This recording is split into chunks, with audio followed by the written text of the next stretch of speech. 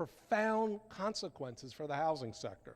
A recent ULI report concluded that 4 demographic groups are going to have a disproportionate effect on housing over the next decade. Older baby boomers who are living longer, maybe the most selfish generation in history, but they will dictate different kinds of housing choices. Younger baby boomers who have been unable to sell many of their suburban homes to move to new jobs. Generation Y that will be renting housing far longer than prior generations, partly because of choice, partly because of student debt that is accumulating for many of these individuals, and then immigrants and their children who will want to move to the suburbs but may find housing there too expensive even after the current drop in prices. Demographics are destiny, and demographics are going to drive a shift to rental housing. And according to one report, in this decade, we're going to see an increase in the total number of renters by anywhere between 4 and 5 million people. So this means we've got to focus on rental policy with the same level of intelligence and energy and discipline that we've been focusing on homeownership for the past 30 or 50 years. HUD's going to have to preserve the stock that has been subsidized and built for low-income families over the past 75 years, and there have been very creative solutions coming out of the Department of Housing and Urban Development, tough in this fiscal environment and political environment, but they're worth looking at. And then the restructuring of Fannie Mae and Freddie Mac, the secondary market, must take into account the need to maintain a steady supply of affordable capital for multifamily housing. Multifamily housing did not precipitate this recession. And as we think about restructuring the GSEs, the government-sponsored enterprises, we need to be very careful about not interrupting the supply of capital for this market. But federal reforms are not enough. The real action around location and supply is going to happen at the state and local level. And it's that interplay of state and local tax, land use, zoning, building codes, resource allocation decisions that have made it difficult at times in this state and frankly across the country to build the right stock in the right place. Subsidized housing tends to be disproportionately located in distressed inner city and older suburban neighborhoods because wealthier suburbs still practice exclusionary zoning, they limit affordable housing, and because states have tended to favor central cities in the allocation of tax credits and other subsidies. This affects everyone in a region, cascading commutes, hindering the mismatch between workers and employers. Next couple weeks, we're going to put out a study at Brookings that looks at 100 metropolitan areas and their transit systems and the extent to which their transit covers low-income workers and whether they actually help low-income workers get to jobs. Because so many very poor and vulnerable populations live in distressed inner cities while jobs have decentralized, transit does cover them, but it doesn't help them to get to where the jobs are because of the way we've built our environment. So we think there needs to be some dramatic change in state and local policy with regard to the production of housing and the location of housing. We've got to make it easier to build housing in older communities. Local zoning for downtown, even commercial and industrial areas, need to be re-examined. We need to make it easier to rehabilitate older buildings. State and local building codes need to be changed. Need to make it easier to increase density. States should permit, localities should adopt programs that allow the transfer of development rights from greenfields to urban communities. Need to make it easier to build smaller apartments, given the fact that we're aging as a country. We've got to build more in fast-growing areas where jobs are concentrated, and there are efforts around the country, Montgomery County outside Washington, D.C., King County in Washington State, that talk about that move on inclusionary zoning. And we probably do need to make some significant changes to the allocation of the low-income housing tax credit, which again in most states have really tilted towards low, distressed, mostly inner city, sometimes older suburban communities, even as jobs have dramatically decentralized.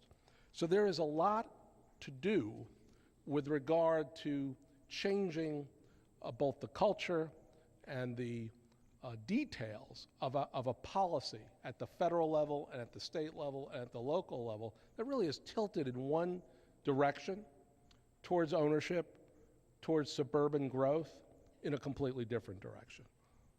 Second proposition, housing and energy. This relationship between housing, the built environment, and climate change has become more apparent over the past several decades.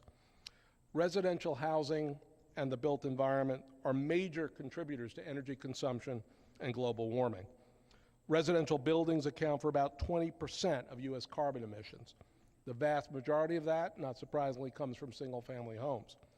Transportation sector, another third of carbon emissions. And because these development patterns separate housing and jobs, and without adequate transit necessitate car travel. We have to fundamentally alter how we build our buildings and how we build our communities. Three things are critical to us. We've got to retrofit existing housing and buildings. We've got to promote the green, clean construction of new dwellings, technologically enabled, and we've got to promote more environmentally sustainable development patterns. Over the past several years, the federal government have tried to catalyze this transition to a clean energy sector, housing sector. Recovery Act made some historic investments in greening public housing, assisted housing. HUD and the Department of Energy, for the first time, have begun to talk to each other. I mean, this is remarkable, right? About how to connect energy efficiency to the housing community. I know this state has participated in the Sustainable Communities Initiative, which has tried to link up housing, transportation, and economic development. So all of that has happened in record time under enormous scrutiny. Now comes the hard part. The Recovery Act, and not just the Recovery Act, but critical programs like Community Development Block Grant are being cut, or programs are coming to an end. We're going to have to get real smart, real creative, real fast. And frankly, I think we're going to have to look abroad to figure out how to do this. Because global companies and smart nations are working to develop cities and metropolitan areas and a housing sector that manage congestion, maximize efficiency, and allocate scarce resources based on real-time evidence. I've been looking at this really interesting development going on in Portugal. The firm Living Planet, is building a smart green city called Planet Valley, which will be equipped with new technologies such as an urban operating system, an intelligent building system, and a vast network of sensors to monitor energy consumption and reduce waste.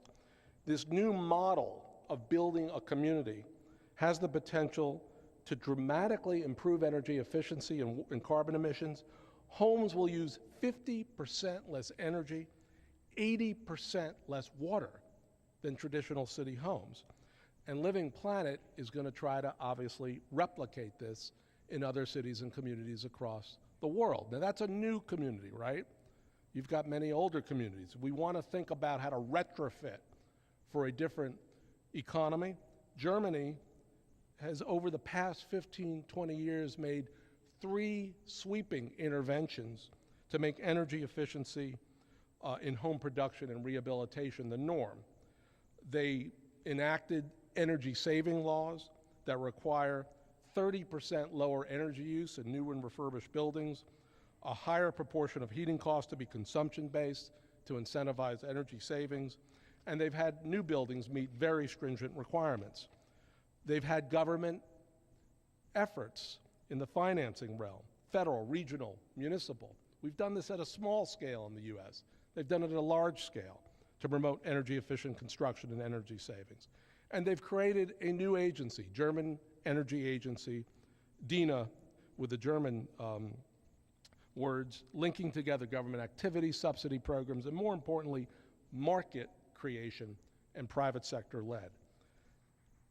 The efforts in Portugal and Germany are good for the environment. They obviously reduce greenhouse gas emissions. Frankly, they're good for consumers. They lower utility costs and energy costs. But they're also smart economy building efforts because they create jobs, they drive investment, they innovate on technology, and they create whole new sectors of the economy. So that leads to the last point, which is the hardest point, frankly, which is how do you rebalance a national economy that was characterized by consumption and debt and innovating in the wrong things, financial engineering, derivatives on Wall Street, and how do you shift that economy to being productive, sustainable, and inclusive? Again, brutal recession. 9 million jobs lost, we've only regained 15% of them. Unemployment nationally a little under 9%, 10.5% in this state. Half of those who are unemployed have been unemployed for more than 27 weeks. Think what that does to a family, not just in terms of income, but in terms of pride and in terms of loss of skills. Number of people in poverty jumped in this country between 2008 and 2009 by 4 million. 1 in 7 Americans live in poverty. Michigan's been hit hard. I mean, in a way, you've been in a permanent recession for a period of time. You didn't drop as far as some of these other states because of the industrial restructuring you were already going through. But what's different about this recession, unlike the recession of the early 80s or the early 90s or the early part of the last decade, is housing will not lead the recovery. The recovery is going to be led by exports to rising nations like China, India, and Brazil, and frankly, by manufacturing. I think what's going on in this sluggish recovery is a signal to us to permanently restructure our economy, to one, again, that is driven by exports and global integration, that is powered by low carbon, where America is at the vanguard of a clean revolution, that is fueled by innovation, and ultimately, that is rich with opportunity. We need a vision where we export more, we waste less, we innovate in what matters, we produce and deploy and manufacture more of what we invent, and we have an economy that actually works for working families. So why exports? Because demand is coming from abroad. Again, China, India, Brazil, a whole bunch of other countries, they're urbanizing, they're industrializing, and the growth in those countries and their rapidly expanding middle class, those are markets for our goods and our services. So let's visualize first an economy where more firms in more sectors trade more goods and services seamlessly with the world. And frankly, the housing sector can be part of this because it's your expertise and knowledge that can be exported to rising countries. Why low carbon? Because the low carbon clean energy revolution is as profound a market transformation as the information revolution. Everything is going to change in this country. The energy we use, the infrastructure we build, the products we buy, and the way in which we array our homes, our retail facilities, our commercial offices, our industrial facilities. We need to be at the head of that revolution, because if we're not, China, Germany, others will leap ahead. Why innovation? Innovation always drives economic growth and productivity. The U.S. has long been the world's innovation nation, but over the past 30 years, we've begun to slip, focusing too much on idea generation and not enough on production.